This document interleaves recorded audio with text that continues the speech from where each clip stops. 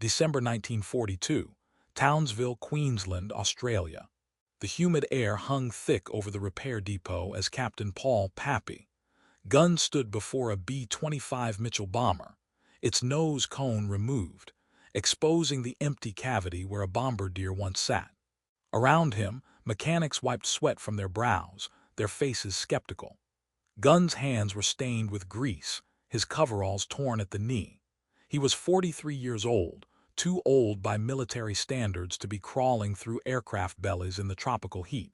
Yet here he stood, pointing at the nose section with the conviction of a man who had seen something no one else could see. The mechanics exchanged glances. What Gunn proposed was impossible.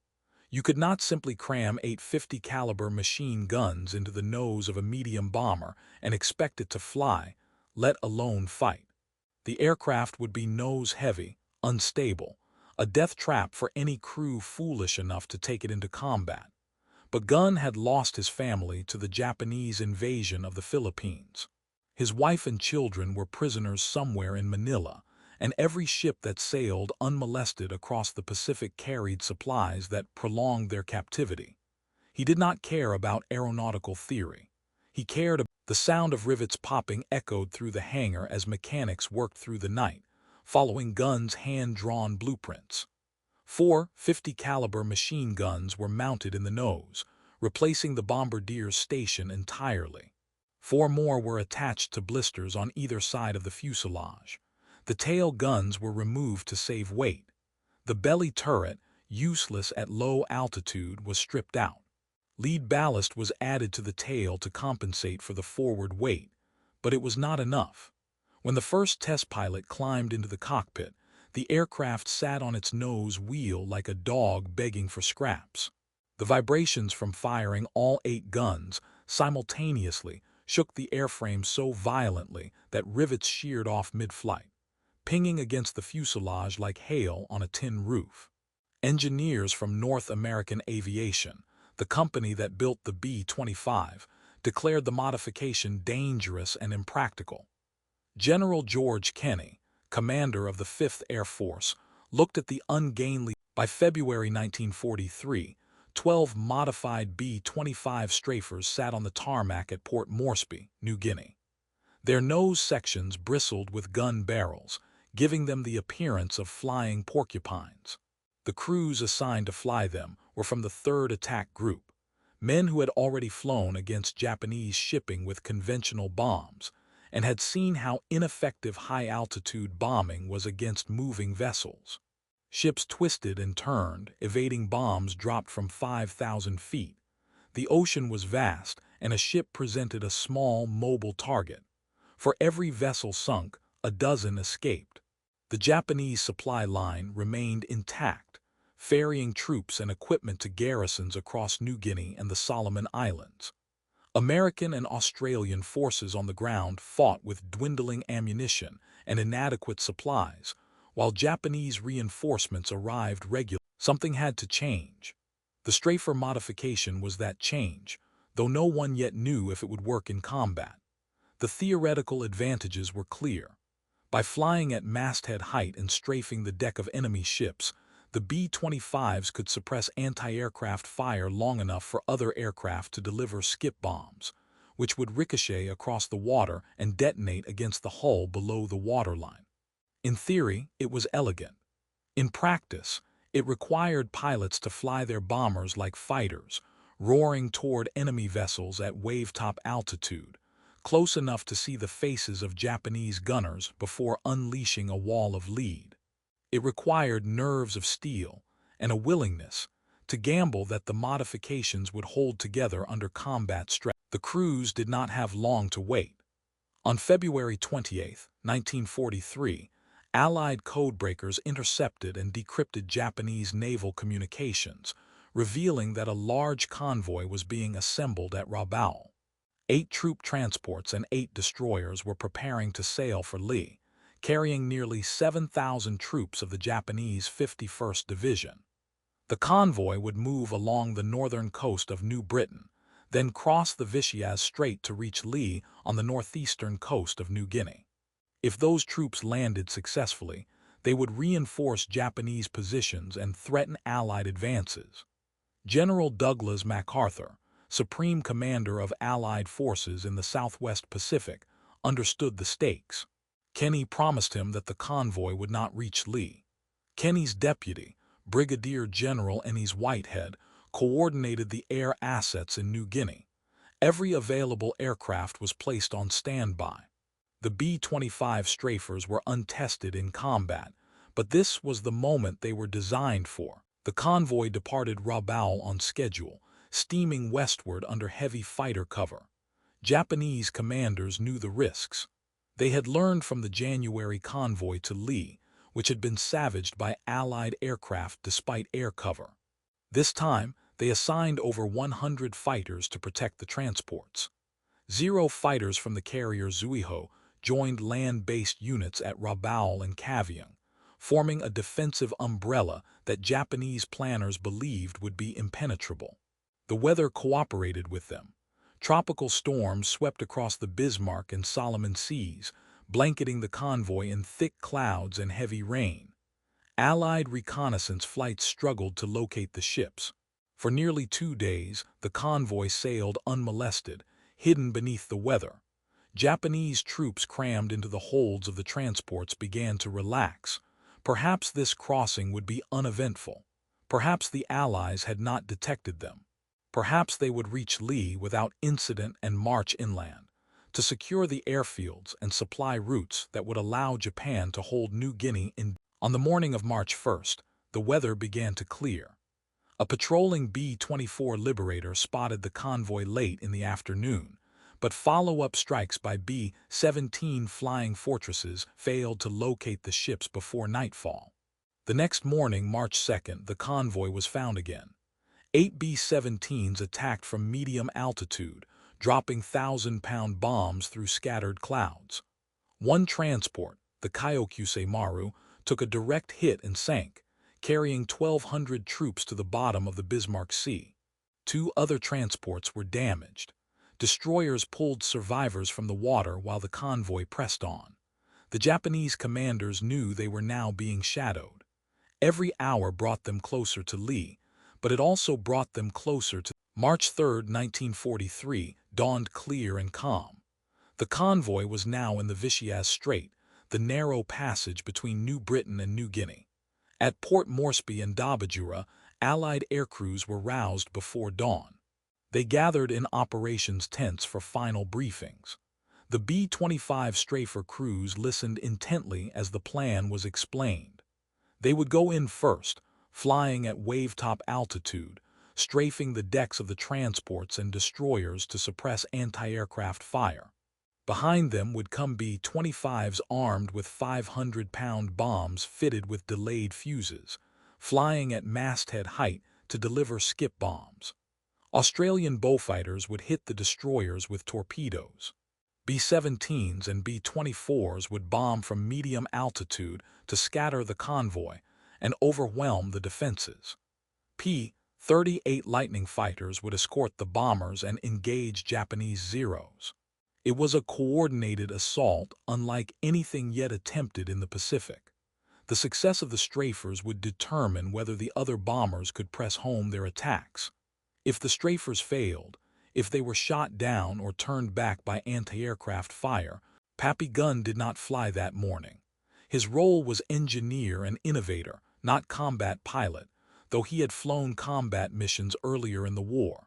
He stood on the tarmac as the engines of the strafers roared to life, props spinning, exhaust smoke curling in the humid air. The crews taxied out one by one, their aircraft heavy with fuel and ammunition. Each strafer carried 3,000 rounds of 50 caliber ammunition distributed among the 8 nose guns. The weight of the ammunition alone was significant, but the psychological weight was heavier. These men were about to test an untried weapon in the crucible of combat. If the modifications failed, if the vibrations tore the aircraft apart, or if the nose-heavy configuration made the bombers uncontrollable, they would die far from home in the waters of the Bismarck Sea. Gunn watched them go, his jaw set, his hands balled into fists. He had given them the weapon, now they would use it. The flight to the convoy took over an hour. The bombers flew low, skimming over the jungle canopy of New Guinea before emerging over the open sea. Ahead, the convoy spread across the water in a loose formation. 8 transports steamed in 2 columns, flanked by destroyers. The morning sun glinted off the waves, and smoke from the ship's stacks drifted lazily in the still air. It looked almost peaceful. Japanese lookouts spotted the approaching aircraft and sounded alarms. Anti-aircraft guns swung toward the sky. Zeros patrolling overhead banked sharply and dove toward the bombers. The battle was about to begin. The strafers went in first. 12 B-25s, their noses bristling with machine guns, descended to just above the wave tops. The lead aircraft was piloted by Captain Ed Larner of the 3rd Attack Group. His co-pilot gripped the controls, his knuckles white. The navigator crouched behind them, bracing himself against the fuselage. There was no bombardier. That space was now occupied by 8 machine guns, each belt-fed from ammunition cans stacked in the former bomb bay. Larner pushed the throttles forward, accelerating toward the nearest transport. The Japanese ship loomed larger, its deck crowded with anti-aircraft guns. Tracers arced toward the bomber, bright streaks of light that seemed to move slowly until they flashed past the cockpit with a sound like tearing cloth. Larner squeezed the trigger. All 8 guns opened fire. The noise was deafening, a mechanical roar that drowned out even the engines. The aircraft shuddered as if struck by a giant's fist. Empty brass casings tumbled through the fuselage, clattering against the deck. The stream of 50 caliber bullets stitched across the transport's deck, shredding gun emplacements, cutting down gunners, punching through thin steel plating. Larner held the trigger down, walking the fire across the superstructure, raking the bridge, then pulled back on the stick and roared over the ship so low that his landing gear nearly touched the mast. Behind him, the transport's deck was a scene of carnage. Guns hung silent, their crews dead or wounded. Fires erupted from ruptured fuel lines. The other strafers followed in rapid succession, each selecting a target, each pouring thousands of rounds into ships that had no defense against such concentrated firepower. The Japanese had prepared for high-altitude bombing and torpedo attacks. They had not prepared for bombers that flew like fighters, that came in so low and so fast that their anti-aircraft guns could not depress far enough to track them. Within minutes, the convoy's defensive fire had been suppressed. The transports were burning, their decks swept clean of gun crews. The destroyers, more heavily armed and armored, fared slightly better, but even they could not withstand the onslaught. One destroyer, the Shiryuki, took a strafing run that killed the captain and destroyed the bridge. The ship circled aimlessly, its rudder jammed, trailing smoke. With the defenses neutralized, the skip-bombing B-25s came in. Flying at masthead height, they released their 500-pound bombs with delayed fuses.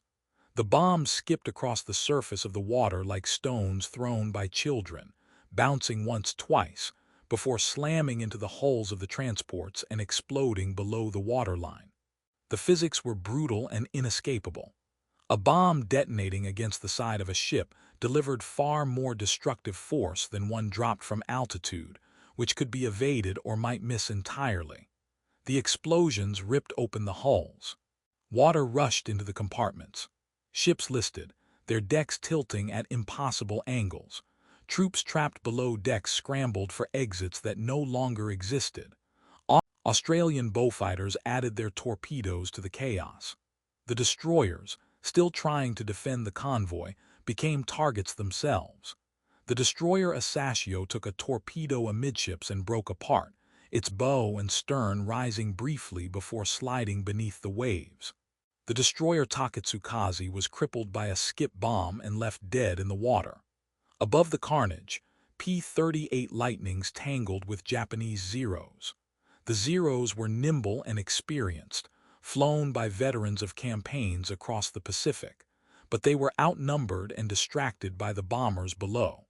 8 Zeros were shot down in the opening minutes of the battle. More would follow. The American and Australian pilots had trained for this moment, and they executed their mission with ruthless efficiency. By mid-morning, the convoy was shattered. 4 transports were sinking or already sunk. 2 destroyers were crippled and would sink before day's end. The remaining ships scattered, each captain desperate to save his vessel.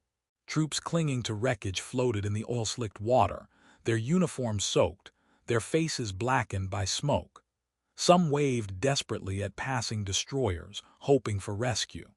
Others simply floated, too exhausted or injured to do anything but wait. The battle was not over. Allied aircraft returned throughout the day, hunting down the surviving ship. The transport Ayo Maru was sunk by skip bombs in the afternoon. The destroyer Arashio, attempting to rescue survivors, was attacked repeatedly and finally succumbed to accumulated damage, sinking with hundreds of troops still aboard.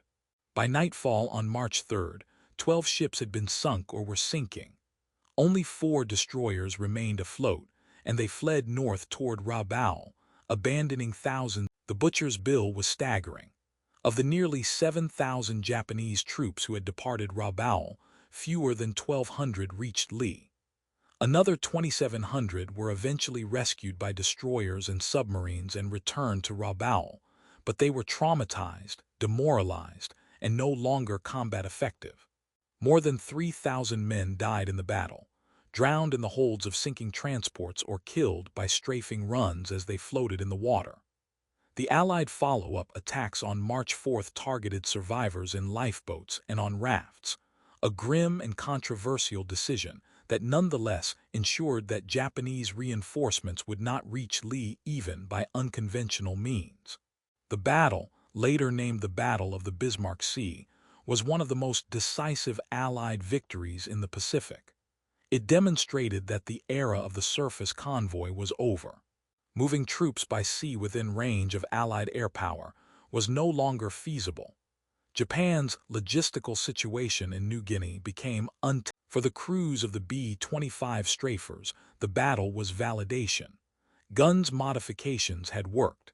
The aircraft had held together under combat stress. The nose-mounted guns had suppressed defenses long enough for other bombers to deliver killing blows. In the first 15 minutes of their first combat mission, the strafers had contributed to the sinking of 4 transports and 2 destroyers. The skeptics were silenced.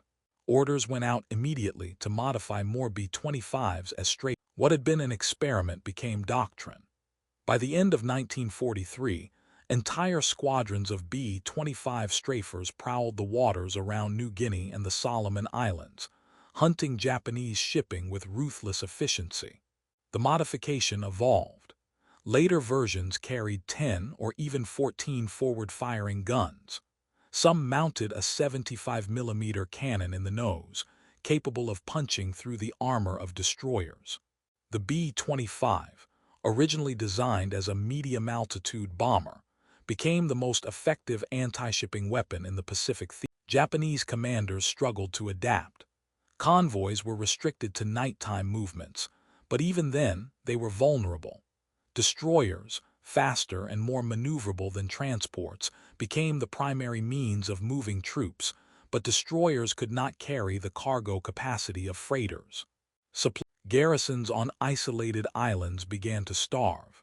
By 1944, more than 60% of Japan's merchant tonnage had been sunk, much of it by B-25 strafers and submarines. The stranglehold tightened. The empire that had once stretched from the central Pacific to the borders of India was contracting, its supply lines severed, its troops isolated, and the strafers were not invincible. Flying at wave-top altitude left no room for error. Anti-aircraft fire, though suppressed, was not eliminated. Zeros remained a threat. The 3rd Attack Group lost 40 aircraft during the war, many of them strafers shot down during low-level attacks. For every ship sunk, there was a crew that did not return. Names were painted on the noses of the bombers, often accompanied by nose art depicting pin-up girls or snarling animals. Dirty Door. Each name represented a crew, and each crew understood that their mission was dangerous beyond measure. They flew anyway. They flew because the strafer worked, and because it was the most effective way to stop the enemy. They flew because Pappy Gunn had looked at an aircraft and seen not what it was, but what it could. Gunn himself continued to innovate throughout the war. He modified A-20 Havocs with additional guns. He experimented with rockets and incendiary ammunition. He flew combat missions despite his age, earning the Distinguished Service Cross for his actions. After the war, he remained in the Pacific, searching for his family. He found them alive, though changed by years of captivity. His wife Polly had survived the internment camps, but the experience left scars that never fully healed. Gunn retired from the Air Force but could not stay away from aviation. He died in 1957 in a plane crash in the Philippines, the country he had fought so hard to liberate. He was 50. The legacy of the B-25 strafer endured long after Gunn's death. The concept of a heavily armed gunship, capable of suppressing ground fire while delivering devastating firepower, was refined and carried forward into later conflicts. The AC-47 Spooky and AC-130 gunships of the Vietnam War traced their lineage directly to Gunn's modifications. The idea that an aircraft could be more than what its designers intended, that innovation born of necessity could transform a weapon system, became a cornerstone of American military aviation. The B-25 strafer was proof that wars are not won solely by superior numbers or advanced technology, but by the willingness to adapt, to experiment, and to take risks when conventional methods fail. In the years after the Battle of the Bismarck Sea, Japanese survivors wrote memoirs describing the terror of the strafer attacks. They called the B-25s flying machine gun nests, and recounted the helplessness of being trapped on a ship while 850 caliber guns poured fire onto the deck. One officer wrote that the sound of the guns was worse than the impact of the bullets, a mechanical roar that signaled death was incoming, and there was nothing to be done but wait. Another survivor described watching a strafer approach at wave-top altitude, its nose guns flickering, and feeling certain he was about to die. He survived only because the bomber's target was a different ship. The psychological impact of the strafers was as significant as the physical damage. Japanese sailors and soldiers knew that if they were caught at sea during daylight, they would likely die. That knowledge eroded morale and made the already difficult task of resupply nearly impossible. The battle also marked a turning point in Allied air doctrine. Before Bismarck Sea, bombers were used primarily for high-altitude attacks on industrial and strategic targets, or for medium-altitude attacks on ships and fortifications. The strafer represented a new category, the attack bomber, designed specifically for low-altitude strikes against surface targets. The success of the B-25 strafer validated this approach and led to the development of specialized attack aircraft in the decades that followed.